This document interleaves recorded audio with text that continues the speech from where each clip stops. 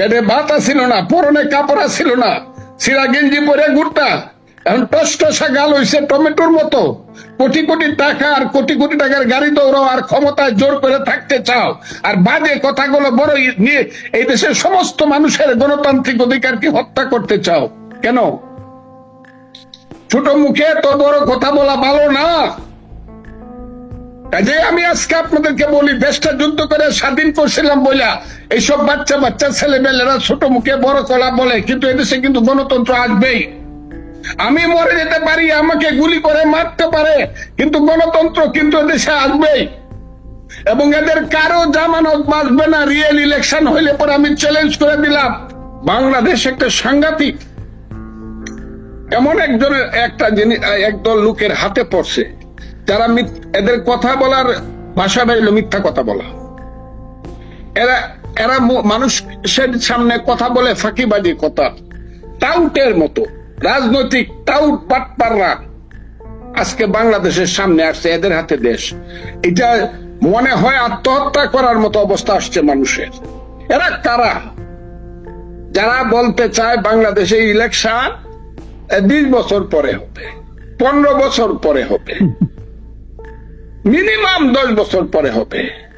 ওই সব ছেলে পেলেরা এখন তো বুঝে যাচ্ছে এরা যে দলটা করছে এটা তো হইলো জামাতে ইসলামের তরুণ দলের এক্সটেনশন। জামাত ইসলামের একটা দল আছে ছাত্রদের শিবির, এবং জামাত ইসলাম জানেন নিজের নামে জীবনে কোনোদিন ক্ষমতায় আসবে না যতদিন মুক্তিযুদ্ধ কথাটা থাকবে।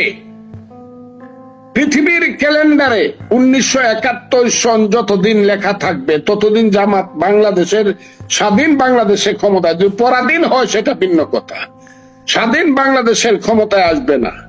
কাজেই তারা বিভিন্ন ক্যামোফ্লেজ করে